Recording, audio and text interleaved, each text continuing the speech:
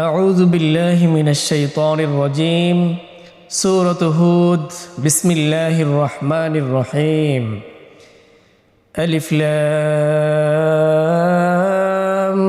را كتاب أحكمت آياته ثم فصلت من لدن حكيم خبير ألا تعبدوا إلا الله إنني لكم منه نذير وبشير وأن استغفروا ربكم ثم توبوا إليه يمتعكم متاعا حسنا إلى أجل مسمى ويؤت كل ذي فضل فضله وإن تولوا فإني أخاف عليكم عذاب يوم كبير إلى الله مرجعكم وهو على كل شيء قدير ألا إنهم يثنون صدورهم ليستخفوا منه ألا حين يستغشون ثيابهم يعلم ما يسرون وما يعلنون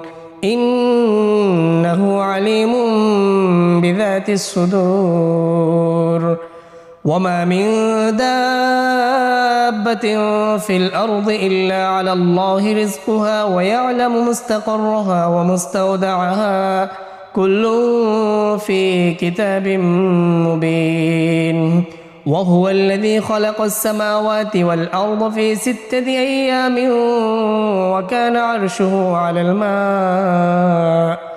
وكان عرشه على الماء ليبلوكم أيكم أحسن عملا ولئن قلت إنكم مبعوثون من بعد الموت ليقولن الذين كفروا إن هذا إلا سحر مبين ولئن أخرنا عنهم العذاب إلى أمة معدودة ليقولن ما يحبسه ألا يوم يأتيهم ليس مصروفا عنهم وحاق بهم ما كانوا به يستهزئون ولئن أذقنا الإنسان منا رحمة ثم نزعناها منه إنه ليئوس كفور ولئن أذقناه نعماء بعد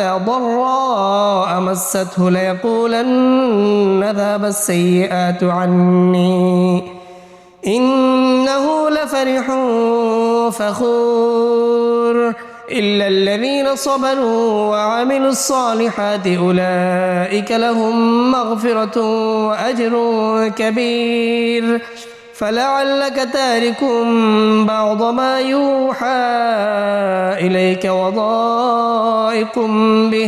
وضائق به صدرك أن يقولوا لولا أنزل عليه كنز أو جاء معه ملك إنما أنت نذير والله على كل شيء وكيل أم يقولون افتراه قل فأتوا بعشر سور مثله مفتريات وادعوا من استطعتم من دون الله إن كنتم صادقين فإن لم يستجيبوا لكم فاعلموا أنما أنزل بعلم الله وأن لا إله إلا هو فهل أنتم مسلمون من كان يريد الحياة الدنيا وزينتها نوفي إليهم أعمالهم فيها وهم فيها لا يبخسون أولئك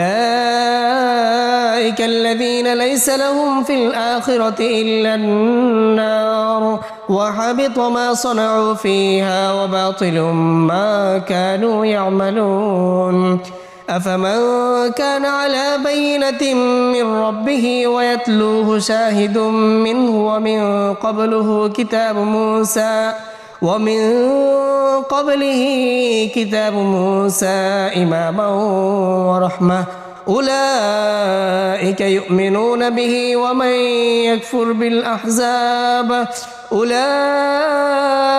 يؤمنون به ومن يكفر به من الأحزاب فالنار موعده فلا تك في مرية منه إنه الحق من ربك ولكن أكثر الناس لا يؤمنون ومن أظلم ممن افترى على الله كذبا أولئك يعرضون على ربهم ويقول الأشهاد هؤلاء الذين كذبوا على ربهم ألا لعنة الله على الظالمين الذين يصدون عن سبيل الله ويبغونها عوجا وهم بالآخرة هم كافرون أولئك لم يكونوا معجزين في الأرض وما كان لهم من دون الله من أولياء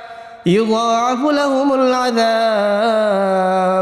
ما كانوا يستطيعون السمع وما كانوا يبصرون أولئك الذين خسروا أنفسهم وضل عنهم ما كانوا يفترون لا جرم أنهم في الآخرة هم الأخسرون إن الذين آمنوا وعملوا الصالحات وأخبتوا إلى ربهم أولئك أصحاب الجنة هم فيها خالدون مثل الفريقين كالأعمى والأصم والبصير والسميع هل يستويان مثلا أفلا تذكرون ولقد أرسلنا نوحا إلى قومه إني لكم نذير مبين ألا تعبدوا إلا الله إني أخاف عليكم عذاب يوم أليم فقال الملأ الذين كفروا من قومه ما نراك إلا بشرا مثلنا وما نراك اتبعك إلا الذين هم أراذلنا بادي الرأي وما نرى لكم علينا من فضل بل نظنكم كاذبين قال يا قوم أرأيتم إن كنت على بينة من ربي وآتاني رحمة من عنده فعميت عليكم أنلزمكموها وأنتم لها كارهون صدق الله المولانا العظيم সম্মানিত দর্শক, আজকে আমরা তিলাওয়াত করেছি সূরা হুদ থেকে। এই সূরাতে মহান আল্লাহ তাআলার অবাধ্য হওয়ার কারণে যেসব জাতিগুলোকে আল্লাহ তাআলা ধ্বংস করেছিলেন, কিভাবে ধ্বংস করেছিলেন, এই বর্ণনাগুলো ফুটে উঠেছে। নবী সাল্লাল্লাহু আলাইহি ওয়াসাল্লাম এই সূরা পড়তে গিয়ে বলেছেন, এই সূরাতে কিয়ামতের ভয়াবহতা এবং বিভিন্ন জাতি ধ্বংস হওয়ার যে বর্ণনা ফুটে উঠেছে তা পড়তে গিয়ে আমি বৃদ্ধ হয়ে গিয়েছি। এটি এমনই একটি সূরা। প্রথমত হুদ আলাইহিসসালাতু ওয়াসসালামের ঘটনা দিয়ে আমরা শুরু করি। হুদ আলাইহিসসালাতু ওয়াসসালামের জাতিকে বলা হতো আদ জাতি। এই জাতি পৃথিবীর সবচেয়ে শক্তিশালী এবং দীর্ঘদেহী জাতি ছিল। তারা উঁচু বড় বড় পাহাড় কেটে তাদের প্রাসাদ নির্মাণ করত, ঘর বানাতো, এবং তারা যেহেতু শক্তিশালী ছিল তারা মনে করত তাদেরকে কেউই কিছু করতে পারবে না। তো এই জন্য তারা নবীজি হুদ আলাইহিসসালামের কোনো আদেশ নিষেধ, আল্লাহ তাআলার আদেশ নিষেধ তারা শুনতেন না, তারা অমান্য করতেন। পরবর্তীতে আল্লাহ তাআলা তাদেরকে এমন আযাব দিয়েছেন যেটা জাস্ট ঠান্ডা বাতাসের মাধ্যমে তাদেরকে ধ্বংস করেছিলেন। মহান আল্লাহ তাদের উপর 7 রাত 8 দিন প্রবল বেগে বাতাস প্রবাহিত করেছিলেন, যে বাতাসের মাধ্যমে তারা খড়কুটোর মতো উড়ে গিয়েছিল। এরপর যে ঘটনাটি এসেছে নূহ আলাইহিসসালাতু ওয়াসসালামের ঘটনা। নূহ আলাইহিসসালাতু ওয়াসসালাম 950 বছর ধরে তার কওমকে দাওয়াতের কার্যক্রম পরিচালনা করেছিলেন। কিন্তু নবী নূহ আলাইহিসসালাতু ওয়াসসালাম ছিলেন দুর্ভাগা। তিনি তার কওম তো তার দাওয়াত কবুল করেননি, ইভেন তার পরিবারের তার সন্তানও দাওয়াত গ্রহণ করেননি। পরবর্তীতে মহান আল্লাহ তাআলা এই জাতিকে ধ্বংস করার জন্য নবী নূহকে নির্দেশ দিলেন একটি বড় কিস্তি বা নৌকা বানানোর জন্য। তো নবী নূহ আলাইহিসসালাতু ওয়াসসালাম কিস্তি বা নৌকা বানালেন এবং মহান আল্লাহ তাদেরকে পানি দ্বারা ধ্বংস করেছিলেন। আসমান এবং জমিন থেকে পানি প্রবাহিত করে এটাকে প্লাবন করে ফেলেছিলেন। পরবর্তীতে নবী নূহ আলাইহিসসালাতু ওয়াসসালামের সন্তান ছেলে, সে পাহাড়ে আশ্রয় নিতে চাইল, কিন্তু মহান আল্লাহ তাআলার গজব তো শুরু হয়ে গিয়েছে, সে কোনোভাবেই বাঁচতে পারেনি এবং তার কওম পানিতে ডুবে তাদেরকে ডুবিয়ে মহান আল্লাহ তাআলা ধ্বংস করেছিলেন। এরপর এই সূরাতে যে ঘটনাটি এসেছে নবী লূত আলাইহিসসালাতু ওয়াসসালামের ঘটনা, অর্থাৎ প্রসিদ্ধ কওমে লূত, যারা সমকামিতায় লিপ্ত ছিল, তারা এমন গর্হিত কাজ বাদ রাখেননি যা তারা করেননি। নবী লূত আলাইহিসসালাতু ওয়াসসালামের আদেশ নিষেধ এবং তার দাওয়াত তার জাতি কবুল করেননি। পরবর্তীতে ফেরেশতারা সুদর্শন বালকের বেশে নবী লূত আলাইহিসসালাতু ওয়াসসালামের গৃহে যখন আসেন, তখন এই জাতি এই সুদর্শন বালকদের উপরে চড়াও হতে থাকলো। পরবর্তীতে এই ঘটনায় নবী লূত আলাইহিসসালাতু ওয়াসসালাম অত্যন্ত লজ্জিত হলেন। এই জন্য এরপরে মহান আল্লাহ তাআলা এই জাতির পুরো শহরটাকে উপরে উঠিয়ে আছাড় দিয়ে উপড়িয়ে দিয়ে নিচে আছাড় দিয়ে ফেলে দিয়েছিলেন এবং তাদেরকে পাথর নিক্ষেপ করে এই জাতিকে ধ্বংস করেছিলেন। এরপর যে জাতির ব্যাপারে এসেছে সেটি হলো শুআয়ব আলাইহিসসালাতু ওয়াসসালামের জাতির ব্যাপারে এই সূরাতে এসেছে। জাস্ট হচ্ছে একটা জাতি ব্যবসা বাণিজ্যের ক্ষেত্রে ওজনে মাপে কম দিত, এই জন্য পুরো একটা জাতিকে ধ্বংস করা হয়েছিল। নবী শুআয়ব আলাইহিসসালাতু ওয়াসসালাম তাদেরকে বলেছিলেন, আল্লাহ তাআলা তোমাদেরকে যতটুকু দিচ্ছেন এতেই বরকত রয়েছে, তোমরা খাদ্যে ভেজাল কিংবা ওজনে কম দিয়ে না। কিন্তু নবীর কথা তারা অমান্য করেছেন, অবাধ্য হয়েছেন, আল্লাহ তাআলার কথা শুনেননি। পরবর্তীতে মহান আল্লাহ তাআলা এই ওজনে কম দেওয়ার জন্যই জাস্ট একটা জাতিকেই ধ্বংস করে দিয়েছিলেন। সুতরাং আমরা সংক্ষেপে এই ঘটনাগুলো বলেছি।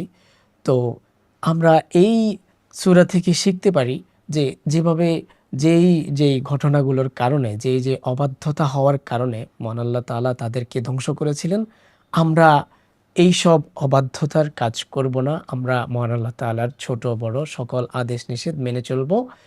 এই সূরা আমাদেরকে শেখায় যেন আমরা ধ্বংসপ্রাপ্ত জাতিদের কাতারে চলে না যাই। আমাদেরকে মনে রাখতে হবে আমরা যেন সঠিক পথে থাকি, সঠিক পথে চলি। প্রিয় দর্শক, আমরা অত্যন্ত মহিমান্বিত একটি মাসের মধ্যে আছি এখন এবং সময়টাও খুবই গুরুত্বপূর্ণ। এই সময়টাতে মহান আল্লাহ তাআলা কাছে দোয়া করলে তিনি কবুল করেন। এজন্য আমরা মহান আল্লাহ তাআলার কাছে পানাহ চাইব যেন বিভিন্ন জাতি যেসব ভুল করেছিল সেজন্য তাদেরকে ধ্বংস করা হয়েছিল, আমাদেরকে যাতে কোনো রকমের আযাব গজব দিয়ে আমাদেরকে যাতে ধ্বংস না করে, সেজন্য আমরা মহান আল্লাহর কাছে পানাহ চাইব। চলুন আমরা দুই হাত ভরে মহান আল্লাহ তাআলার কাছে পানাহ চাই। আল্লাহুম্মা আমিন। রব্বানা যালামনা আনফুসানা ওয়া ইল্লাম তাগফির লানা ওয়া তারহামনা লানাকুনান্না মিনাল খাসিরিন। হে আরশের মালিক, আপনি আপনার অবাধ্য হওয়ার কারণে অনেক শক্তিশালী বড় বড় জাতিগুলোকে ধ্বংস করে দিয়েছিলেন। প্রিয় মাবুদ, আমরা তো খুবই দুর্বল জাতি, খুবই দুর্বল ইমানদার। দয়াময় আল্লাহ, আপনি আমাদের গুনাহ ক্ষমা করুন। আমাদের গুনার কারণে আমাদেরকে আযাব দিয়ে, আমাদেরকে গজব দিয়ে ধ্বংস করে দিয়েন না। ইয়া আল্লাহ, আপনি আমাদের অন্তর থেকে লোভ লালসা দূর করে দিন। দয়াময় আল্লাহ, আমরা যেন সঠিকভাবে হালালভাবে ব্যবসা করতে পারি, সেই তৌফিক দান করুন। আমাদের ব্যবসা বাণিজ্যে যেন কোনো রকমের ভুল ত্রুটি না হয়, সেই তৌফিক দান করুন। দয়াময় আল্লাহ, আমাদের সকল ভুল ত্রুটি ক্ষমা করুন। রব্বুল আলামিন, আমরা অত্যন্ত গুনাহগার বান্দা। আপনি রমজানের এই পবিত্র মুহূর্তে আপনি আমাদেরকে ক্ষমা করে দিন, আমাদেরকে ক্ষমা করে দিন। দয়াময় আল্লাহ, আমাদের সকলকে ক্ষমা করে দিন। সুবহান রব্বিকা রব্বিল ইজ্জাতি আম্মা ইয়াসিফুন ওয়া সালামুন আলাল মুরসালিন ওয়ালহামদুলিল্লাহি রব্বিল আলামিন।